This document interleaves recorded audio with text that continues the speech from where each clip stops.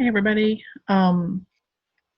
Okay, so today we're going to run through chapter 4 on your slides. All right. Um, we sort of broke chapter 4 up into two pieces because we did part of it with chapter 3, and now we're going to do part of it with chapter 5. We're going to focus more on the end part of chapter 4 now, where we talk about limiting reactants and reaction stoichiometry, things like that, because it fits more into the rest of the chapter 5 material. But we already balanced equations, so we do get to skip that part of this chapter for this section. The chapter does start talking a little bit about stoichiometry in nature, and an example of that is the greenhouse effect and how greenhouse gases sort of interact with our environment, the effects that they have on the earth, what their causes are.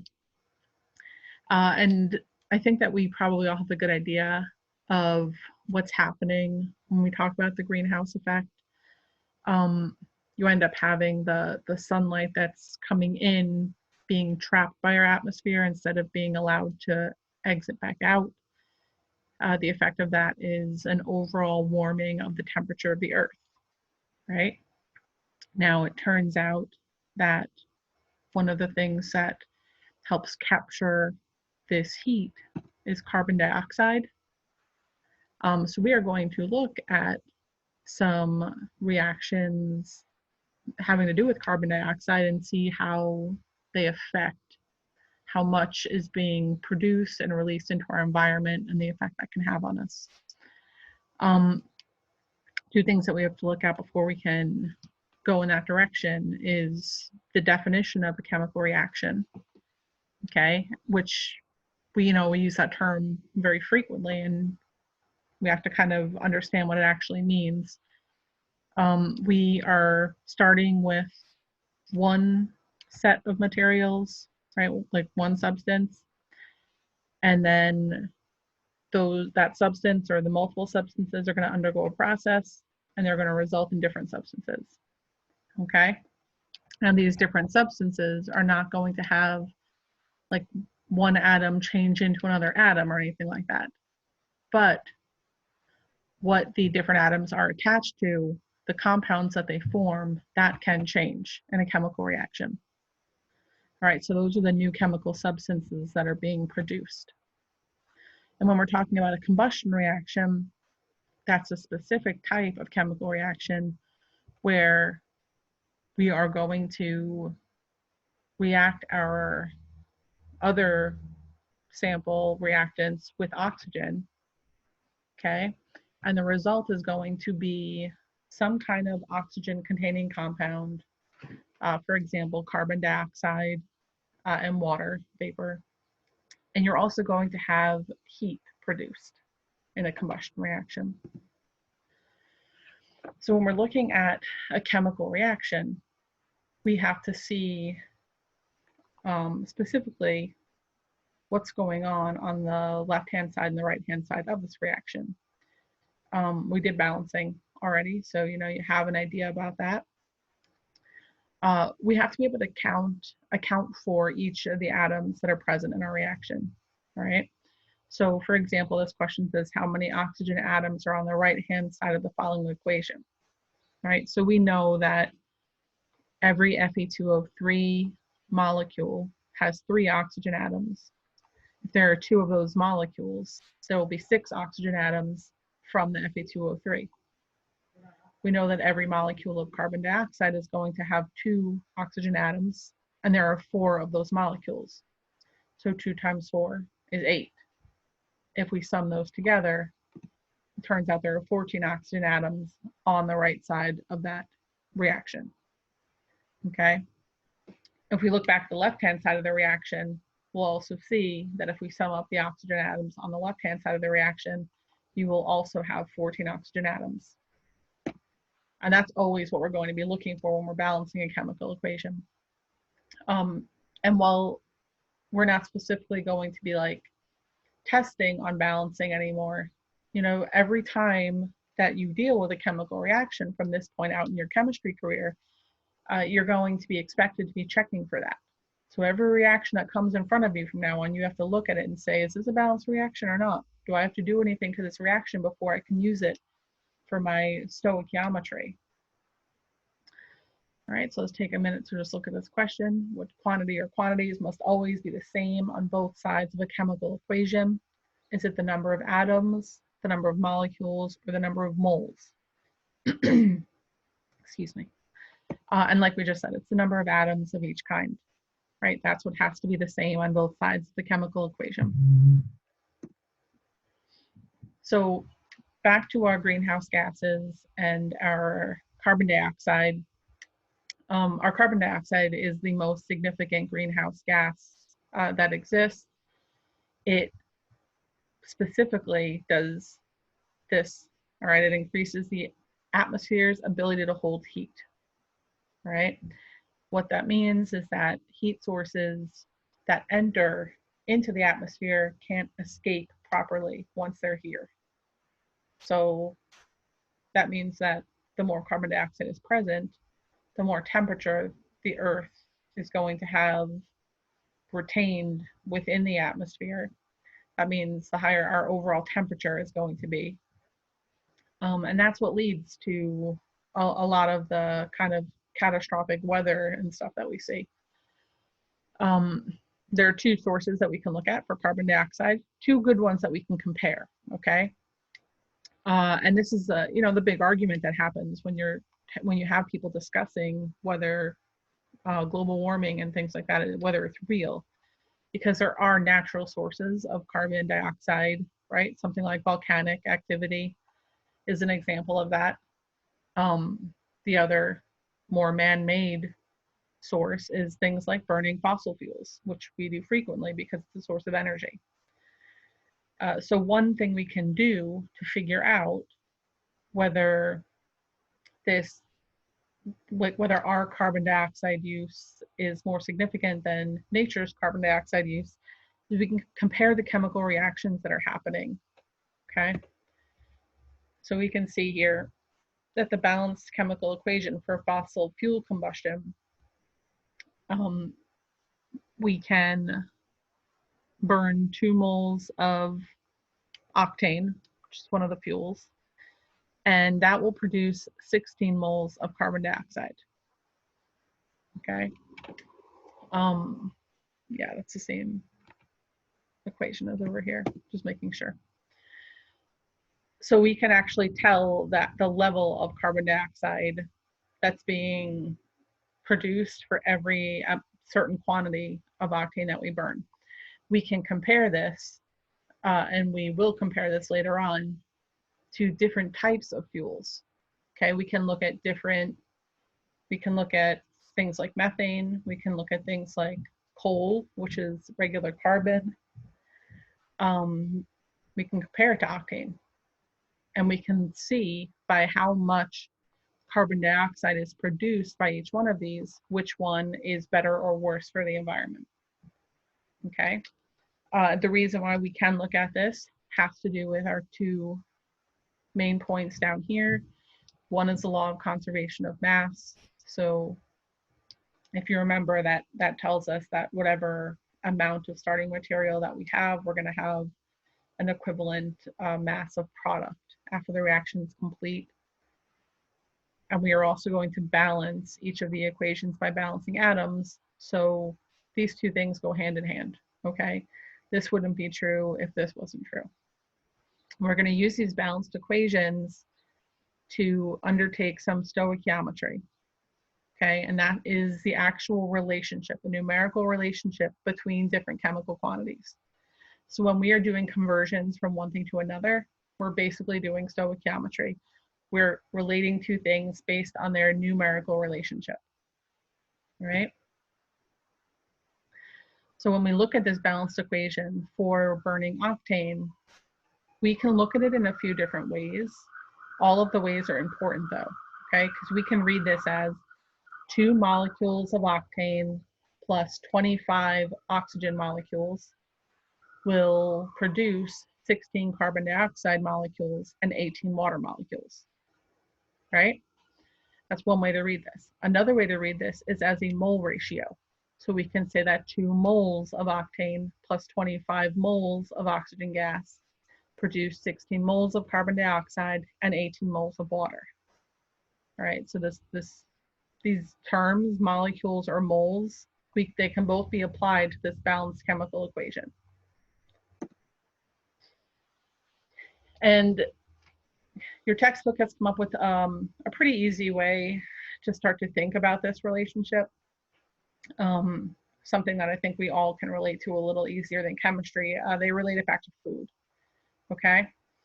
So to talk about like how stoichiometry works, we can think about our chemical reactions as cooking, all right? In cooking, we have basically a recipe that we follow. So in this case, our recipe is that we have 1 crust, 5 ounces of sauce, and 2 cups of cheese, and that will make a pizza. Okay, so imagine instead that this were a chemical reaction. 1A plus 5B plus 2C yields 1D. Okay? It's basically the same thing. But what we can do here is that we can, use this analogy and start to understand how our chemical reactions work and how our stoichiometry works. If you're asked the question, how many pizzas can you make with 10 cups of cheese? I mean, you could look at this recipe and you would probably know right away, well, I need 2 cups of cheese for every pizza. I can make 5 pizzas with that. Like, you do stoichiometry all the time in your daily life. It's just you don't always think about it like that. And chemistry reactions are going to work the same way, right? I like to set them up in my standard, conversion factor form, so I can keep track of all of my units all the time. So if I'm starting out with 10 cups of cheese, then my conversion would be for every 2 cups of cheese, which is on the bottom, I can make 1 pizza pie. So 10 divided by 2 is 5 pizza pies. That's exactly how all of your chemistry reactions are going to work. Okay, so you can use the ratio from the balanced chemical equation, just like that ratio from the pizza recipe. All right, and those ratios, they can act as conversion factors from one thing to another. You can do a conversion from octane to oxygen. That's a 2 to 25 ratio. You can do a conversion from octane to carbon dioxide. That's a 2 to 16 ratio. Octane to water is a 2 to 18 ratio. All right, so let's look at this real quick. Use the balanced equation for the combustion of octane to determine how many moles of H2O are produced by the combustion of 22 moles of octane. Okay, so think this out. Okay, I actually have it written on the other page, but I think I'll write it down for you guys on my whiteboard. So we have 22 moles of octane.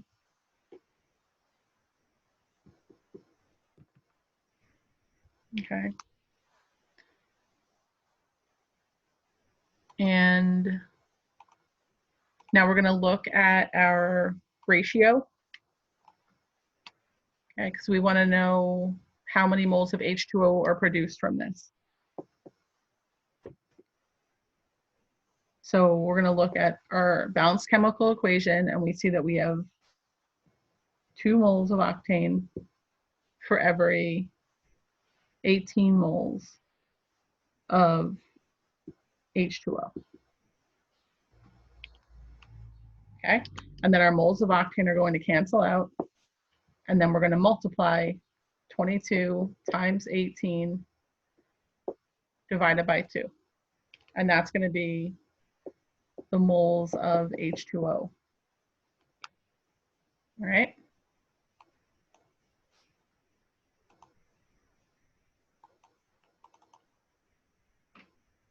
I forgot my little my O here, but you guys know. Oops. All right, so that's what that'll look like. So you should get 198 moles of H2O out of that. Right? So we're going to look at examples now. Okay, start to look at examples. In photosynthesis, plants convert carbon dioxide and water into glucose according to the reaction 6 carbon dioxides plus 6 H2Os yields. That's what that arrow means. When I say the word yields, I mean it produces. So it produces 6 oxygen gases and 1 glucose. Sorry, not 6. So suppose you determine that a particular plant consumes 37.8 grams of carbon dioxide in 1 week. Assuming that there is more than enough water present to react with all of the carbon dioxide, what mass of glucose in grams can the plant synthesize from the carbon dioxide? All right. So take a second, pause this for a minute, try to set this up for yourself at this point. Okay. I have this set up on the next slide, but I want you to stop here and try to set this up for yourself. Okay, so we're going to start with our 37.8 grams of carbon dioxide. In any stoichiometry problem with a chemical reaction, gram values are fairly useless when we are trying to convert from one chemical into another, from one substance into another substance. We can only compare one substance to another substance when they are in terms of moles. Okay, so whenever we see a gram value, we immediately have to get rid of that gram value and convert it into a mole value. So my first conversion here, I'm going to use the molar mass of carbon dioxide that I got from the periodic table and convert it from grams of carbon dioxide into moles of carbon dioxide. Okay, after I'm done using my periodic table to convert from grams of carbon dioxide into moles of carbon dioxide, in my next step, now I can convert from carbon dioxide into glucose. And this step here, this middle step, these numbers come from your balanced chemical equation. 6 moles of carbon dioxide will produce 1 mole of glucose. And these are the values that get plugged in down here when I'm trying to go from one substance into another substance. Once I've converted into my moles of glucose, now I have to return back to grams, okay, because I want to know a mass value of glucose in grams. So now I'm back to my periodic table. I'm going to look up all of the components of glucose on the periodic table and see that 1 mole of glucose is 180.2 grams of glucose. I'll multiply everything that's on the top of my fraction bar, divide by everything that's on the bottom of my fraction bar, and I end up with 25.8 grams of glucose produced from 37.8 grams of carbon dioxide. So that's stoichiometry in action. All right, try this one on your own. Okay, again, hit the pause button. This is a really good spot for that. And then I'll progress the slide.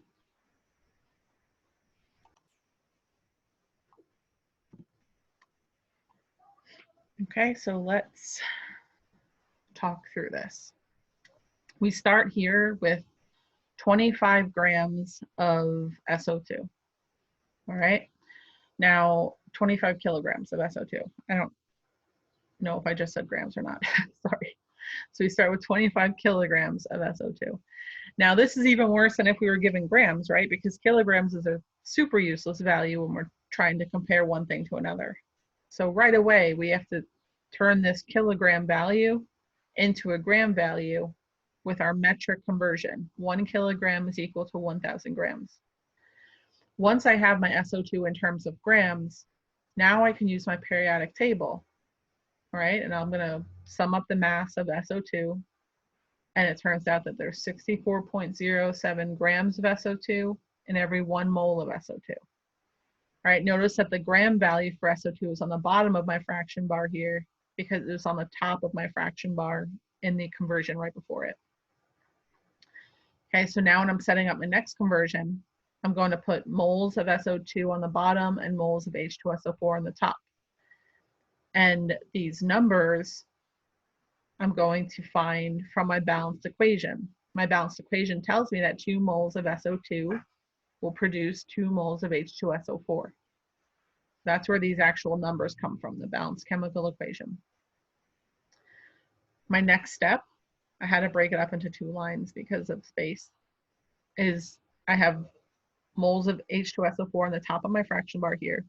So now I'm going to put it on the bottom of my next fraction bar, and I want to convert that mole value of sulfuric acid, H2SO4, into grams of sulfuric acid. Okay, so I'm going to use my periodic table to find the mass of H2SO4. My final step is going to be to convert this gram value back into a kilogram value. Okay, after I have my roadmap set up, I'm going to multiply everything that's on the top of the fraction bar and divide everything that's on the bottom of the fraction bar. Okay, here's another one. I don't think I have the workout for this one, but again, pause it. All right. I'll work this one out on my whiteboard, but I want you guys to try it on your own.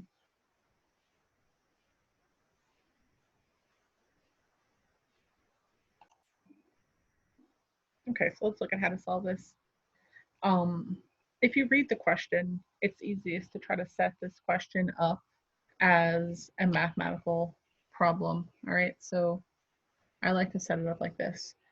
That way I know the value that I'm trying to get to, and I know what I'm starting with. All right.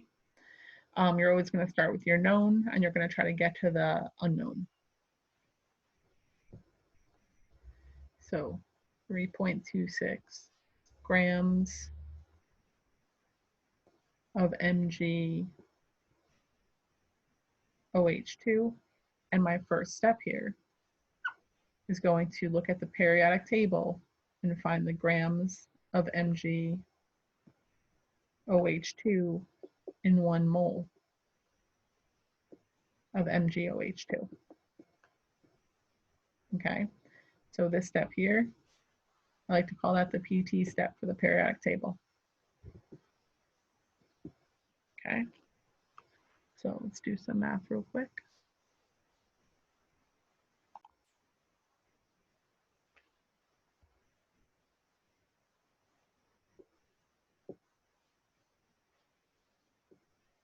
Okay, so got the molar mass. Now let's do some calculator things. 3.26 grams of MgOH2 divided by, I'm gonna do this in different steps so you guys can see it as separate steps, not just one big long conversion.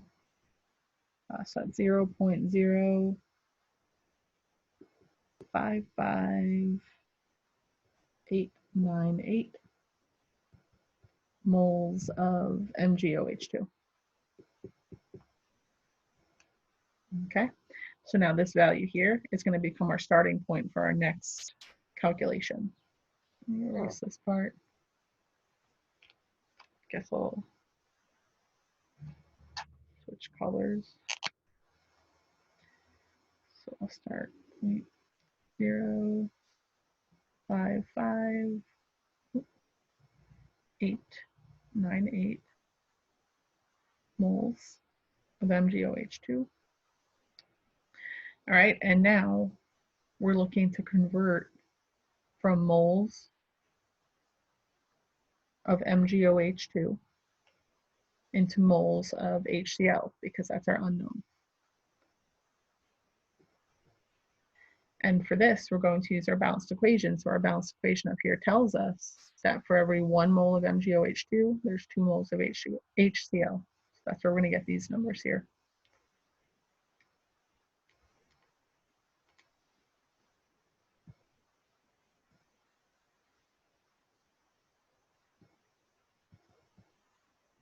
Okay. Now, as you might be guessing, the next step is going to be to convert moles of HCl into grams of HCl. So again, switch colors to make this more clear. We'll start with this value now, which is 0.1118 moles of HCl. And now to figure this out, we're back to our periodic table because we want to go from moles of HCl into grams of HCl. Okay, so we're going to have to do a little calculation here. 1 mole of HCl is 36.46 grams. So we're going to multiply it by our mole value.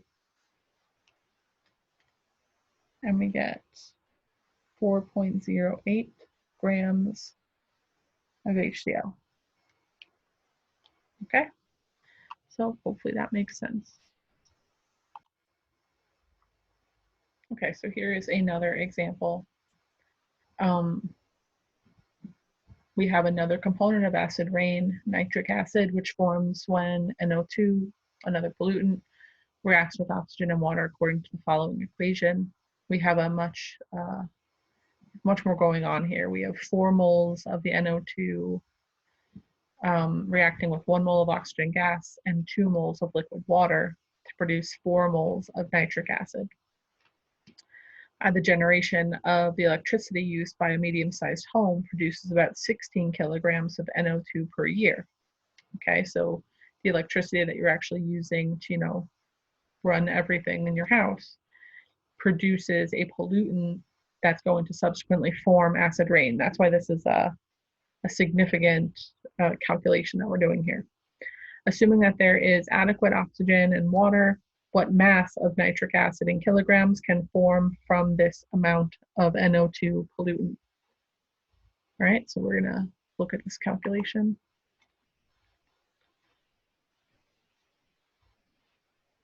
Hope it's not too dark. My computer screen is very dark, so I'm just hoping that you guys can see this all right.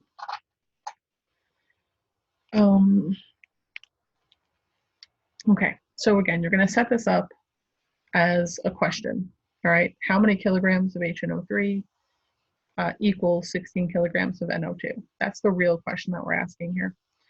And step 1 is going to be to turn this value here into something that we can compare to other substances. The only way we can do that is if we have it in terms of moles. Okay, so we're going to have our starting amount here, 16 kilograms of NO2. And the first thing we want to do is get rid of that kilogram, turn it into grams. Okay, so now kilograms gone.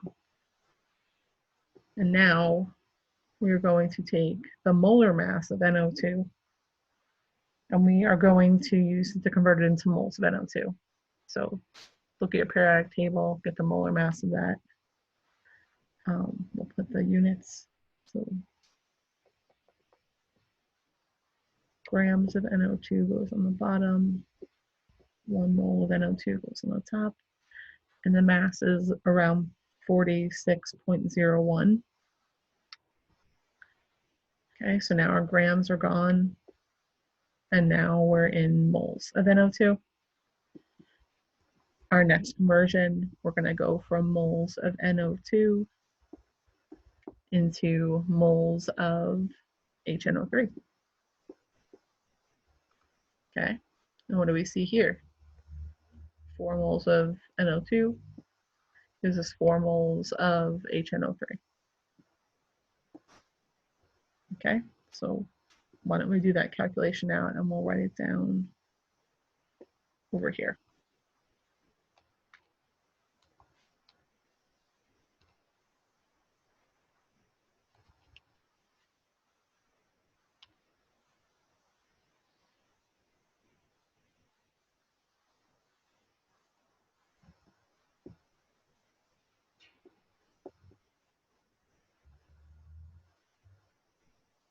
Okay.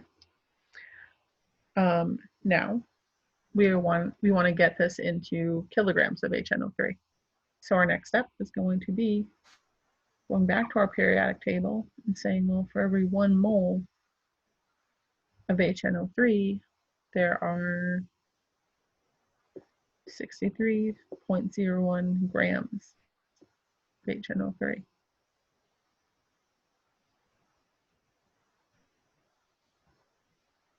Okay. Oh, and we want to get that into kilograms. So actually, let's do that in one step. You don't have to, but I'm going to. There's 1,000 grams and 1 kilogram. So when we calculate this out, we'll have a value that's in kilograms. Okay, and we'll write that number down here.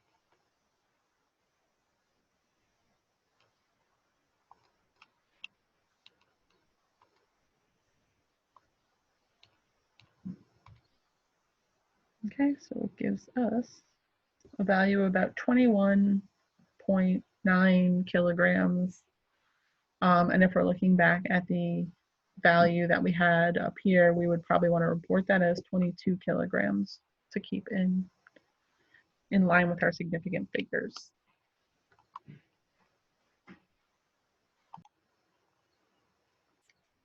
Okay, so with that problem done, let's move on to a different concept within the same area.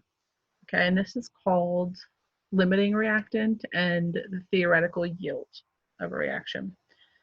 All right, so these are concepts you're going to hear all the time. All right, so we got to get very comfortable with them. Basically, a limiting reactant is the thing in our chemical reaction that is going to run out before anything else does. All right, so if we go back to the example that we initially had where we were talking about making pizzas, we have this recipe. All right, now say that in my, in my stocks, in my cupboards, in my fridge, it turns out that I have 4 crusts, 15 ounces of tomato sauce, and 10 cups of cheese available. Well, now how many pizza pies can I make? All right. For me to be able to figure this out, I have to know what is going to run out first.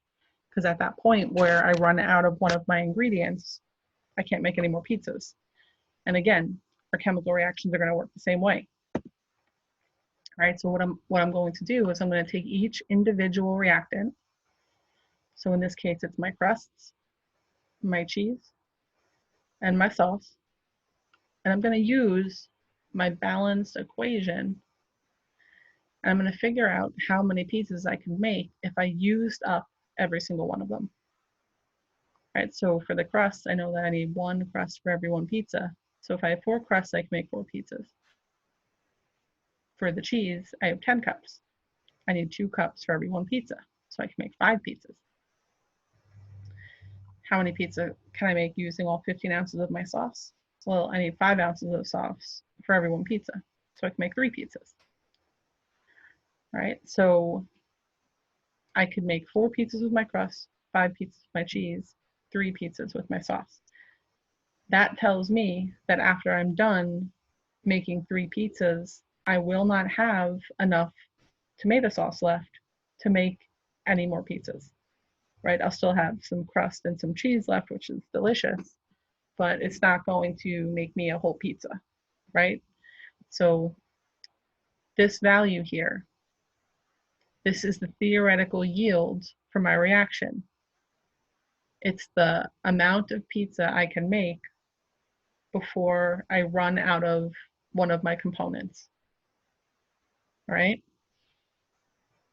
The reactant that produced my theoretical yield, in this case, the tomato sauce, that's the limiting reactant of my reaction. Okay, it's what limits the amount of product I can make. It limits it because it runs out. All right, and these other 2 components, my cheese and my crust, these are my excess reactants because I still have leftover of both of them when I'm done trying to make my pizzas.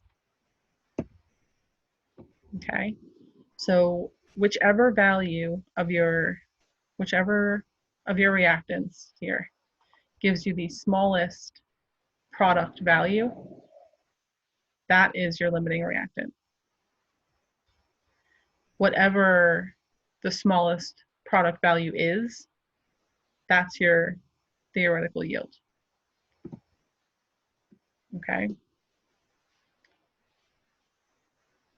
So here's like a visual of what we're saying here. Your theoretical yield is going to be the least amount of product. Your limiting reactant is going to be the thing that produced the least amount of product.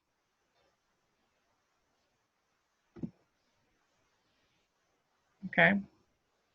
I'm giving you this in multiple forms so that you could, whichever way you can remember it, I want you to remember it, right? Our theoretical yield is based only on our limiting reactant. Okay, that's the only reactant where you can get the theoretical yield from. You cannot get a theoretical yield value from either of the other reactants that are present. Okay, those are basically, you know, you can't ever call 4 pizzas or 5 pizzas a theoretical value if you don't have enough soft to make those, right? And it works the same way in every reaction. Whatever your excess reactant is, it has nothing to do with your theoretical yield value. Okay. When we have multiple reactants, which we usually do, that limiting reactant, it's going to be completely used up before anything else. At that point, the reaction stops and no more product gets made. Okay. That's why that reactant is called the limiting reactant.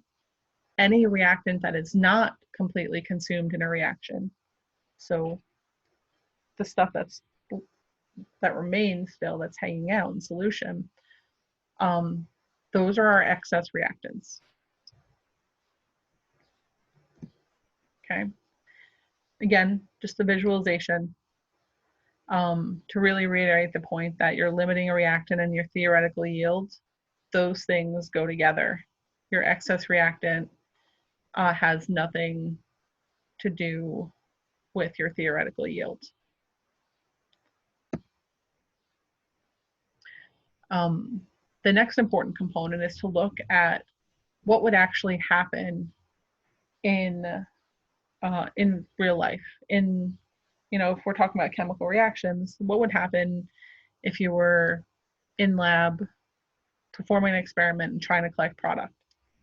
Okay, the amount of product that you end up with at the end of the day, that is called your actual yield, or your observed yield, or your experimental yield. Okay, and this number might be different from your theoretical yield, because theoretical yield, that's what would happen. That's how much product you could make if everything went perfectly. Okay, if nothing went wrong, you didn't lose anything, that's how much product you could make. So if we bring this back to real life again, assume that while making pizzas, okay, we drop one of them on the floor, and when we are done for the day, instead of having the 3 pizzas that we should have made, we only have 2. This amount here, these 2 pizzas, that represents our actual yield. It's the amount of product that we're actually walking away with. Okay, we can determine the efficiency of a chemical reaction by comparing the actual yield and the theoretical yield. And that comparison is called the percent yield. So if we take our actual yield and we divide it by our theoretical yield, multiply it by 100, what we're calculating here is called our percent yield. All right, and a very high percent yield means that we had a very efficient reaction. A low percent yield means it was extremely inefficient. Okay, let's talk about this last bit. Let's talk more about this excess reactant, because we're frequently going to have at least one, probably more than one, excess reactant in a reaction.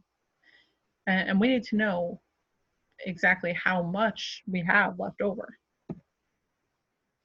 So let's go back to our nice simplified example here.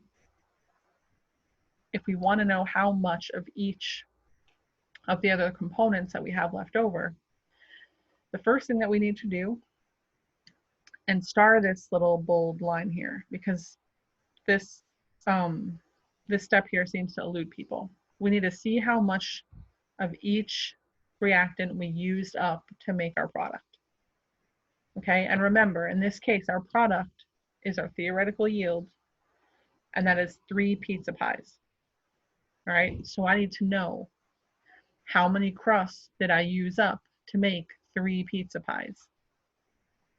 I have a 1-to-1 ratio, so I must have used 3 crusts up.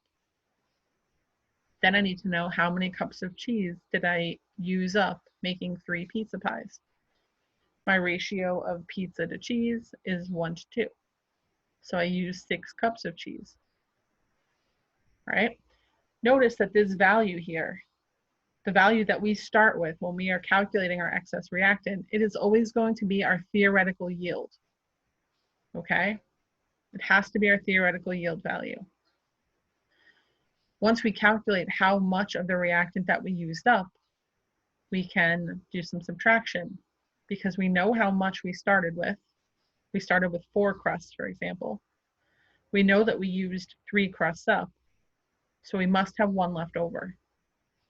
The same is true for the cheese, the same process. I started with 10 cups. I used 6 cups up. I must have 4 cups left over. Okay, so let's take a look at this. Nitrogen dioxide reacts with water to form nitric acid and nitrogen monoxide according to the equation.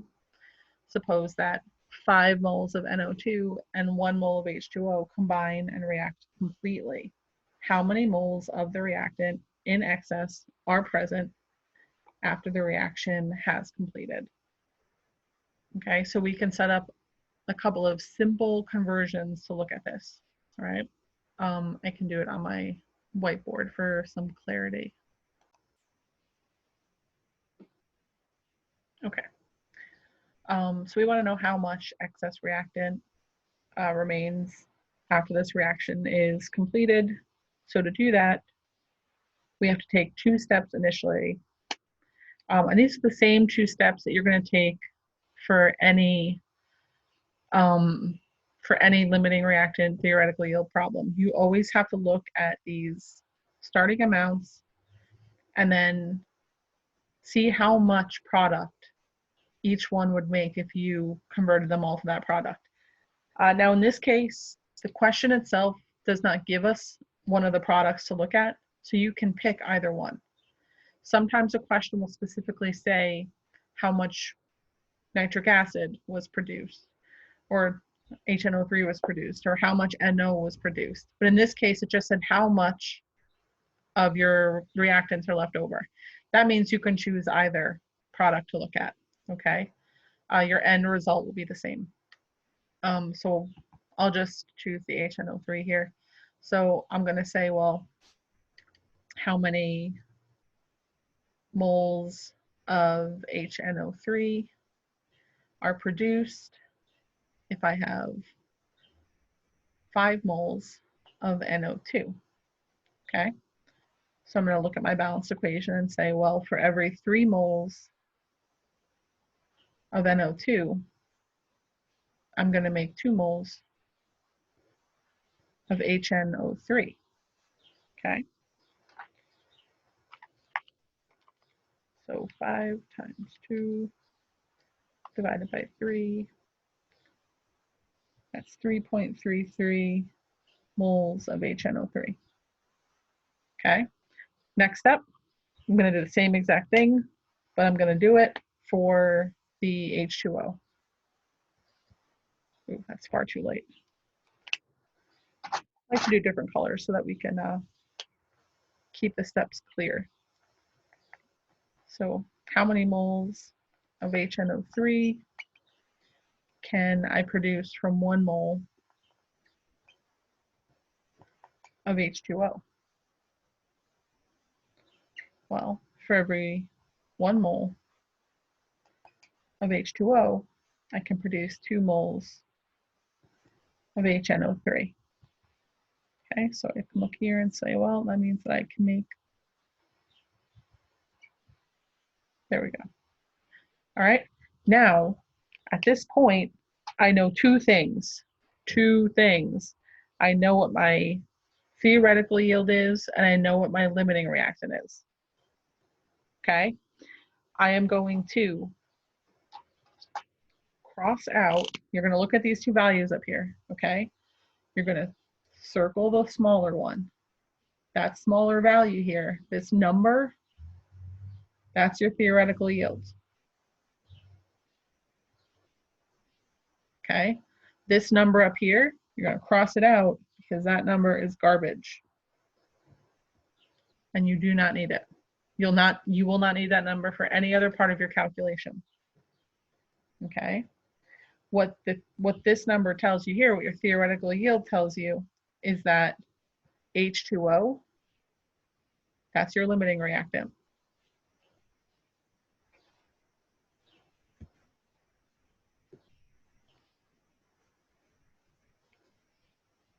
Okay.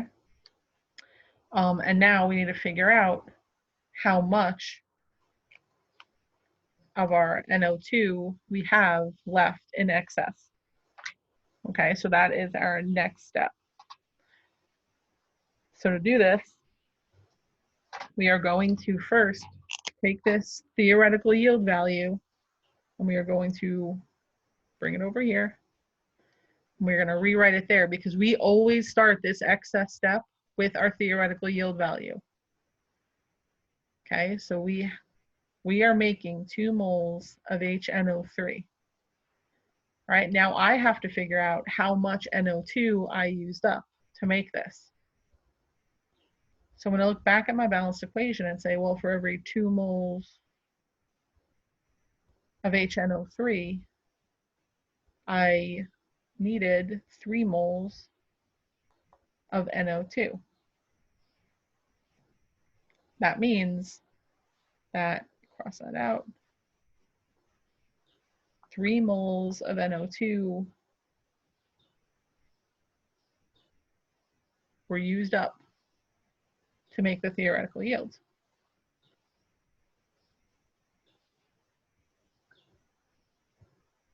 Okay. This value of our used up NO2 is not our excess amount though, okay? So now we know that we started out with 5 moles of our NO2. I'm gonna erase this part up here because this is our last step in this part of the calculation. So we know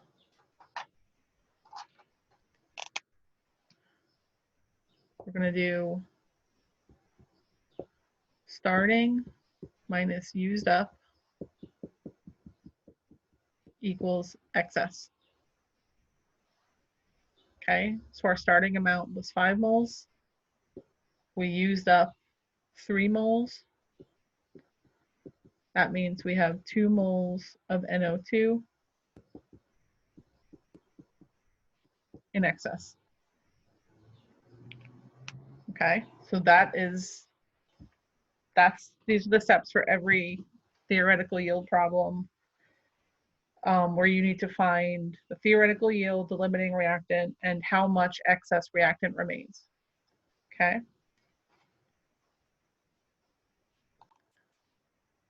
Okay, so we come back here to our question, and it should be no surprise to us that the choice is 2 moles of NO2 are present after the reaction has completed. All right, so here is another summary slide, right? So our theoretical yield is the amount of product that can be made in a chemical reaction based on the amount of limiting reactant present. Our actual yield is the amount of product that is actually produced by a chemical reaction. And our percent yield is going to be calculated by taking the actual yield, dividing it by the theoretical yield, and multiplying it by 100. Okay, so now we're going to run through a visual example of each of these steps, kind of like we did with the pizza, but now with some chemicals here. So here is a balanced equation for the combustion of methane. Every 1 molecule of CH4 is going to react with 2 molecules of O2 to produce 1 molecule of CO2 and 2 molecules of water. Okay, so here is our question, here's our setup. If I have 5 molecules of methane and I have 8 molecules of oxygen gas, which is the limiting reactant? What is the theoretical yield? How much excess remains? So again, here you pick one of the products. Okay, I'm using CO2 for this example. If you did this entire question and you used H2O instead, you would still get the same result. Okay, and my first step in both cases is I'm going to take the amount of reactant I have, and I'm going to see how much of my chosen product it forms. Notice that the products that I picked in both examples are the same product, okay? You cannot use different products to compare. So once you pick CO2, you have to stick with CO2 for both reactants. If you picked H2O, you have to stick with H2O for both reactants. So I can see from my 1-to-1 ratio between methane and CO2 that if I have 5 molecules of methane, I'll produce 5 molecules of CO2. If I have 8 molecules of oxygen, I'm going to see that there's a 2-to-1 ratio between oxygen and CO2. That will leave me with 4 molecules of CO2. Okay, now again, at this point, you know the answers to your questions, right? You know that oxygen is the limiting reactant. Why is it the limiting reactant? Because my 2 product values, one was 4 molecules of CO2, one was 5 molecules of CO2. The smaller one is the important one. The smaller value is my theoretical yield. So remember that my theoretical yield is always going to be a product value. The reactant that produced the theoretical yield, that is my limiting reactant. Okay? What that means is that my methane must be in excess. And now I have to see how much of it remains. So I will take my theoretical yield value of 4 CO2 molecules and I will start my calculation there. Then I'm going to look at my balanced equation to relate carbon dioxide back to methane. And it turns out that 4 methane molecules were used up. Once I know how many molecules were used up, I can do my subtraction. My starting amount minus the amount that I used up will give me the amount left over. I have 1 methane molecule left. All right, so now we're going to talk through another example. These are going to get bigger and bigger, obviously. So here we have the balanced reaction between NO plus H2 to produce NH3 and H2O. Okay, now we have these 2 starting values here. We have 86.3 grams of the nitrogen monoxide. We have 25.6 grams of the hydrogen gas. And we want to find the theoretical yield of ammonia in grams. So in this case, the problem is telling us exactly which product we are going to be focusing on, right? So we're going to figure out what the theoretical yield of ammonia is specifically. And then we are going to figure out how much of the excess reactant remains. And then at the end of the reaction, it tells us that we have managed to collect 44.4 grams of ammonia gas. From that, we're going to be able to calculate the percent yield. Okay. Now, at this point, I'd once again ask you to pause and see how much of this that you can calculate on your own, okay, before I talk through the rest of the example. We are going to start, of course, by converting each of our reactants into the particular product that I'm looking for. Okay, so in this case, we're focusing on NH3. So I'm going to take 86.3 grams of nitrogen monoxide, use the periodic table to convert it from grams into moles. Next step, I'm going to look at my balanced chemical equation so I can convert from moles of nitrogen monoxide to moles of ammonia. Okay, so this would, if I used up all of my nitrogen monoxide, I would produce 2.8757 moles of ammonia. Right? Now I need to do the same thing for my hydrogen gas. I'll take my 25.6 grams of hydrogen gas, use the periodic table to convert it from grams into moles of hydrogen gas. And then I'm going to look at my balanced equation. Say for every 5 moles of hydrogen gas, I'll produce 2 moles of ammonia.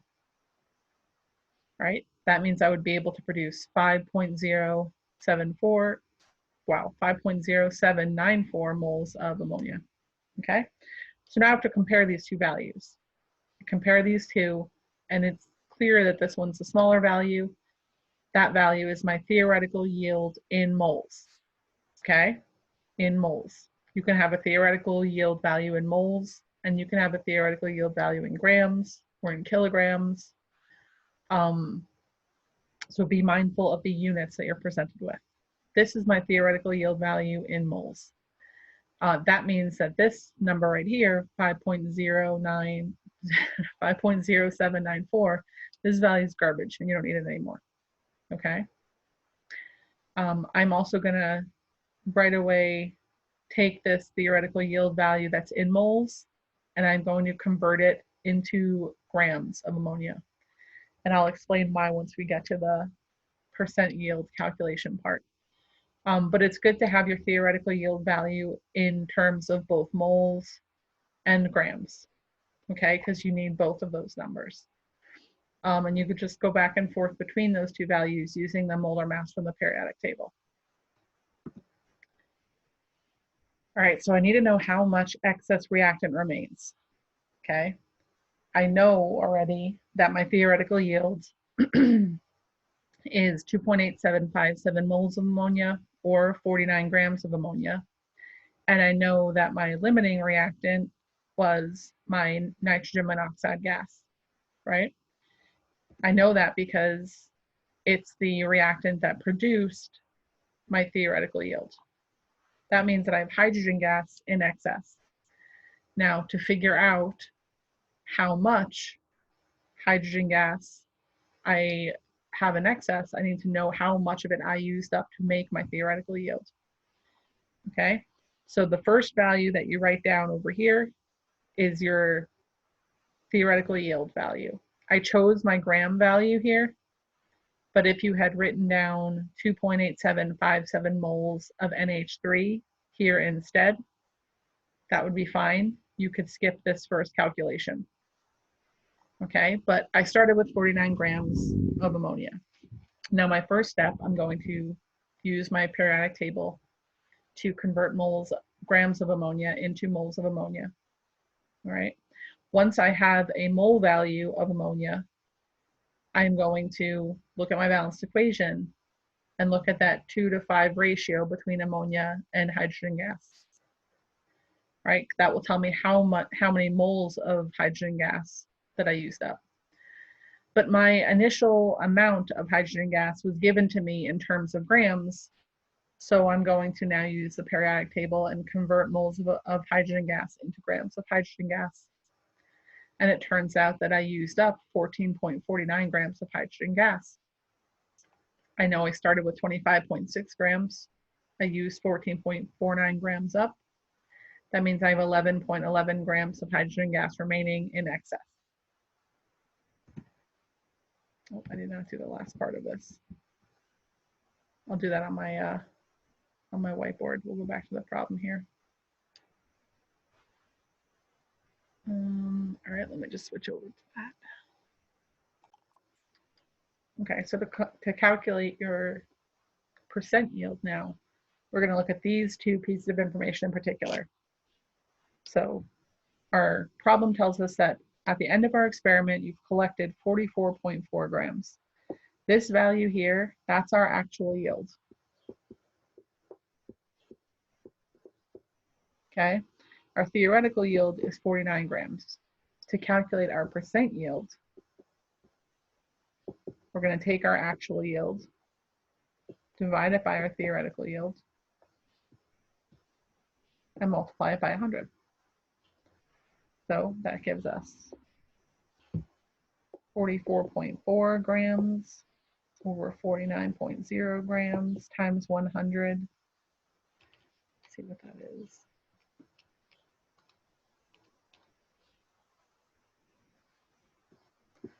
Like 90.6% yield. That's a very efficient experiment. Okay, here's another example. We obtain titanium metal from its oxide according to the following balanced equation. When 28.6 kilograms of carbon reacts with 88.2 kilograms of TiO2, 42.8 kilograms of titanium is produced. Find the limiting reactant, theoretical yield in kilograms, and the percent yield. How much excess reactant remains? Okay, so again, we have to look at the information that we're given. We're given 28.6 kilograms of carbon, so that is one of our reactants. It's reacting with 88.2 kilograms of TiO2, that's our other reactant, and 42.8 kilograms of titanium is produced. So that value is a product value. That means that this value here is our actual yield, and we will use this value to calculate our percent yield later on.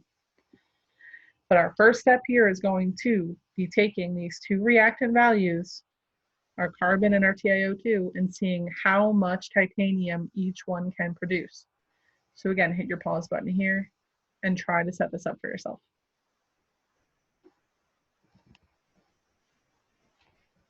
Okay, I'm going to look for the mole value for my titanium from each of the starting reactants. I'm using titanium specifically for this one because the question called for it.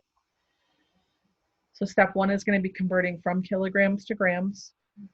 Once I have a value in grams, I will convert from grams of carbon into moles of carbon. Then I will look at my balanced equation and I'm going to convert from moles of carbon to moles of titanium. Okay, and this would be the value of titanium that I could produce if I used up all of my carbon. Now I'm going to do the same set of steps for the TiO2. Kilograms to grams. Use my periodic table to convert from grams to moles. Use the balanced equation to convert from moles of TiO2 to moles of Ti. Okay, and this is the amount of titanium that I could produce from 88.02 kilograms of TiO2. So now I'm going to compare these values, and I can see right away which value is the smaller value. That value is my theoretical yield. My theoretical yield was produced from my limiting reactant. Okay, if TiO2 is my limiting reactant, then carbon has to be my excess reactant. So I can figure out a lot of information right after that first calculation. Now, my actual yield value was given to me in terms of kilograms.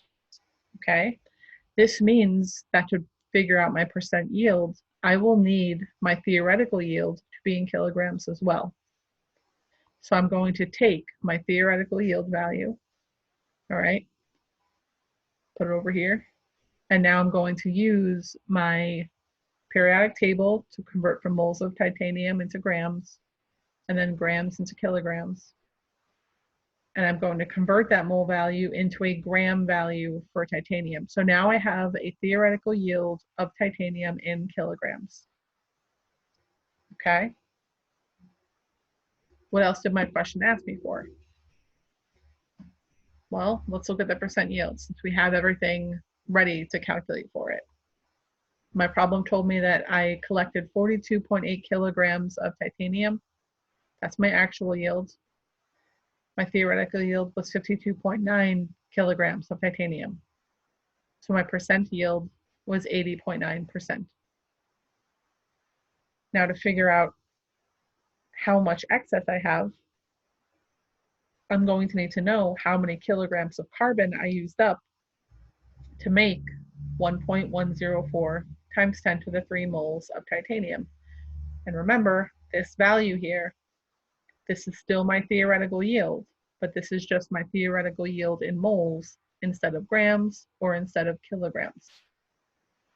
I'm starting with a theoretical yield in moles here because it will require fewer calculations to convert it into carbon.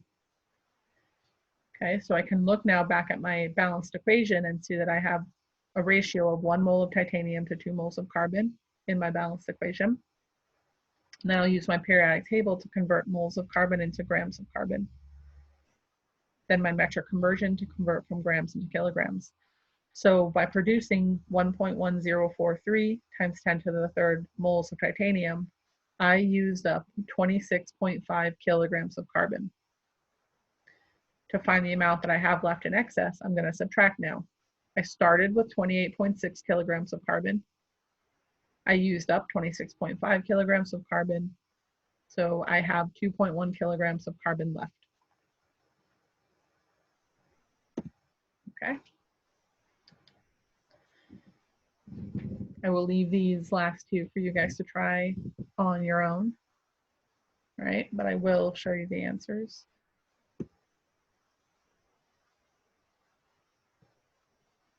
Well, some of the answers, I guess. If you're interested, I'll send you the answers to these ones. I have a more complete answer set for this one though. But these will be good for you to try on your own, see if you grasp it. Okay. We'll come back with chapter 5 lecture shortly.